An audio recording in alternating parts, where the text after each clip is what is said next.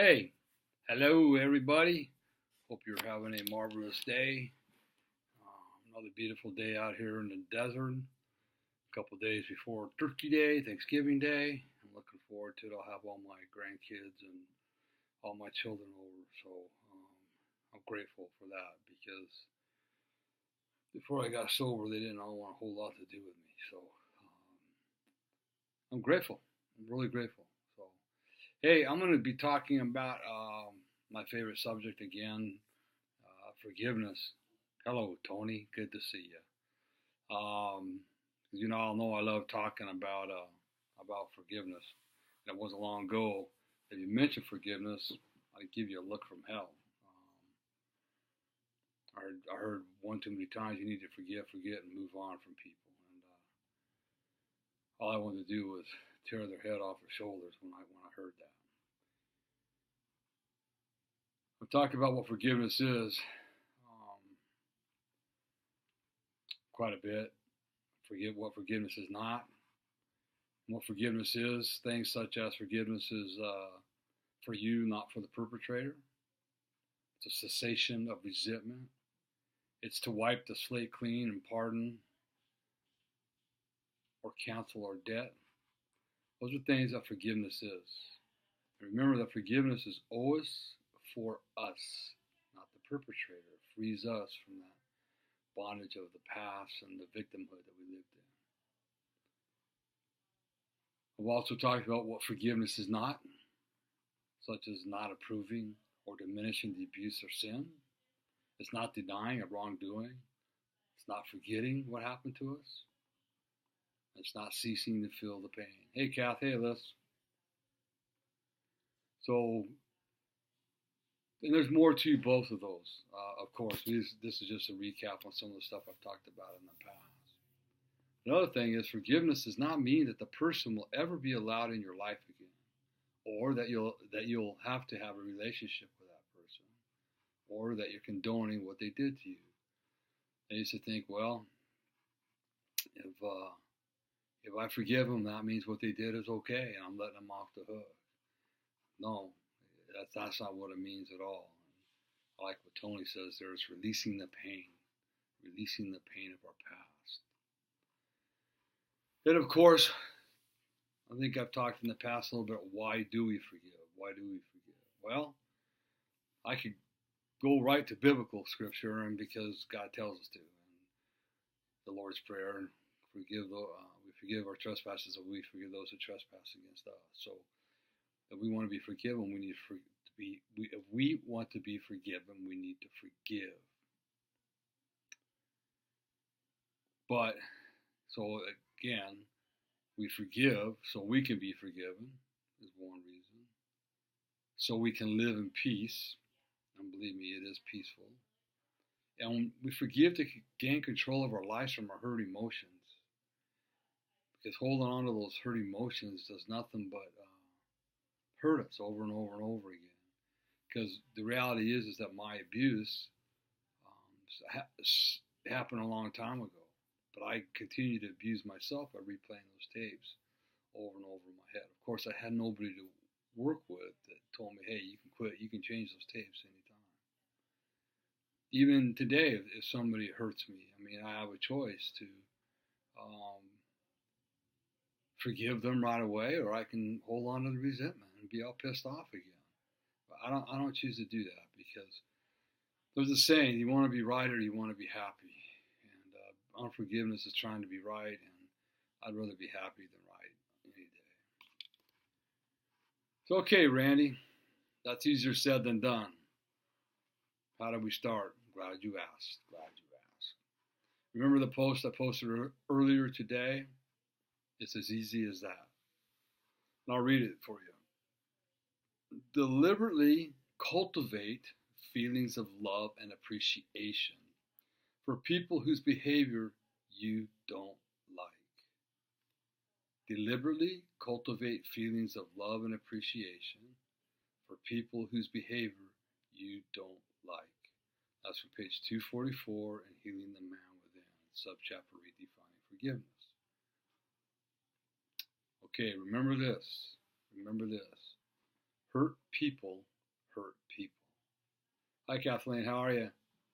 Hurt people hurt people. Now, I had a kid tell me, and when I speak him one time, he goes, "Well, Randy, because that's an excuse for them to keep hurting us." I go, "No, it's not an excuse for them, and I'm telling you as people that have been hurt to give you some insight that hurt people hurt people. I'm not saying it's right, but that's the reality of life. And I'm sure that you've all been hurt in the past and then turned around subconsciously and hurt someone yourself. We all do it. I've done it. I get mad, I get pissed off. Somebody does it to me, and I carry that home here to my wife, and I take it out on her. I haven't done that for a long time, but that's what I used to do. My hurt and my pain, I would always transfer on to other people that did not deserve it. That did not deserve it. Okay, so we go back again, deliberately cultivate feelings of love and appreciation for people whose behavior you don't like. And remember, that doesn't mean we have to have that relationship with them or that they'll be in our lives. That's not what this means. It just means we love them. That's all it means. Cultivate love. Remember, none of us are perfect. None of us are perfect. And Luke 6:42 says, "How can you say to your brother, 'Brother, let me take the speck out of your eye,' when you yourself fail to see the plank in your own eye?" Let me take the speck out of your eye when you yourself fail to see the plank in your own eye. We all have a plank in our eye. We've all done things that we haven't liked. We have all done things where we've needed to be forgiven. My children, all my children, have forgiven me. If they wouldn't, we wouldn't have the relationship we have today. So it's important. Real simple. So we got to start with baby steps. See what you can love about your coworker who always steals your food from the refrigerator. So see that person that's stealing stuff, or that person that constantly gets underneath your skin. See what you can love about that person. There's something in them. There's something in everybody that we can love. And we just need to look for that rather than looking for all the bad. Okay, because the bad glares at us, and sometimes we got to look through a magnifying glass to find that one thing that we can love. Look for ways that behavior does not define a person. Does that behavior, remember, our behavior doesn't define who we are. It just defines what we do. Look for the good in them. We've all got that good cell in us. Maybe every day at lunch, a coworker goes in and snags the meal you prepared so diligently for yourself every morning. And he just kind of helps himself to it. But is that coworker a good coworker other than that? Is he there when you need him? Does he help you on a project? Look for all those little tiny things. It's real easy to find negative in everybody. We all do it. I mean, that's an easy thing to do. So it's a challenge to find the good in people. Start to work your way up towards people who have really hurt you. So we start small. Start with that coworker. When I was going through my amends and my forgiveness process, I started with the smallest things I could at first. I forgave the ones that hurt me on a daily basis that were in my life before I jumped into forgiveness of my mother and my stepfather. That was a process. That was a huge process. Remember, we do it without condoning their behavior. See if you can find empathy for the pain that hurt them so much that they feel they have to hurt others in order to feel better. See if you can find empathy for the pain that hurt them so much that they feel they have to hurt others in order to feel better. That's how I forgave my stepfather. Sounds weird and people look at me funny, but I had empathy for him when I was with my therapist, and she explained some stuff to me. What was it like for him growing up as a child?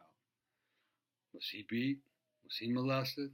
What was it like for him at night when he crawled out of bed with my mom, come in bed with me, and then go back in bed with my mom? What kind of torment was he going through? I know it sounds unorthodox, and I agree it does. But that's where I went in order to totally forgive what Jack did. Doesn't mean what he did was right, because it wasn't. It was wrong. Okay? So see if you can find empathy for the pain that hurt them so much that they feel they have to hurt others in order to feel better. Remember, empathy goes a long ways. Look, I know how hard forgiveness can be. I've been there. But I can tell you that it is truly the key to true happiness and freedom. Once I forgave my mother and my stepfather, I felt true happiness and freedom like I've never felt before. So it is the key to true happiness and freedom.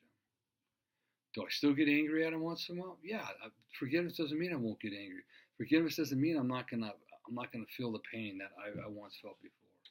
But the difference is today, when I get angry, I don't fall into victim mode. I get angry, I talk with my wife, I talk to my mentor, I talk to somebody about it, and work my way through it. It's just momentary.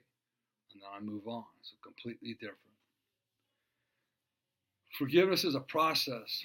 So find someone who can talk with you through the process with love and understanding, and commit to forgiving those that harm you.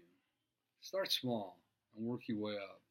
I promise you, your life will change for the better. Oh, by the way, I'm one of those people that can help you. I'll be glad to walk you through the process. Just visit my website, changeyourlifestorynow.com, changeyourlifestorynow.com. Just kind of go through the whole thing, read it, and then fill out the contact form, and we get that contact form, then I'll contact you, and we can talk further about other steps to take. You can also get my book and read about all this stuff in my book on Amazon.com, my book, Healing the Man Within, Healing the Man Within, on Amazon.com. And it looks like hopefully in the next week or two, I will have it in Barnes & Noble, at least the local Barnes & Noble here in Palm Desert. And then later on, I'll get it in the national stores. I want to tell you, too, also we're having our couples communication workshop coming up sometime in January. The date still needs to be determined. Kathy and I are working on that. And, of course, my Ride Across America, that's going to happen in the middle of June. We've got the maps completed. Just got a couple more meetings to attend before I can finalize them and get the rest of the paperwork out to the people that need to help me. So it looks right now, I've got an endpoint as Washington, D.C., or Beach Lake, Pennsylvania. Right now it's looking like Beach Lake, Pennsylvania will be the end spot. So if anybody is looking for a challenge and wants to give me a hand in fundraising, marketing, a number of different things, get a hold of me, please. I could use all the help I could get. I really appreciate it. So, hey, 2 more days is Turkey Day. Everybody have a super blessed Thanksgiving. Remember, it's better to be happy than to be right. Try to love everybody that you're around, and make the best of the day. It's just one day. Just one day. Make the best that you can of that day, okay? And remember, if nobody tells you they love you today, God does, and so does Randy. Be blessed, everybody.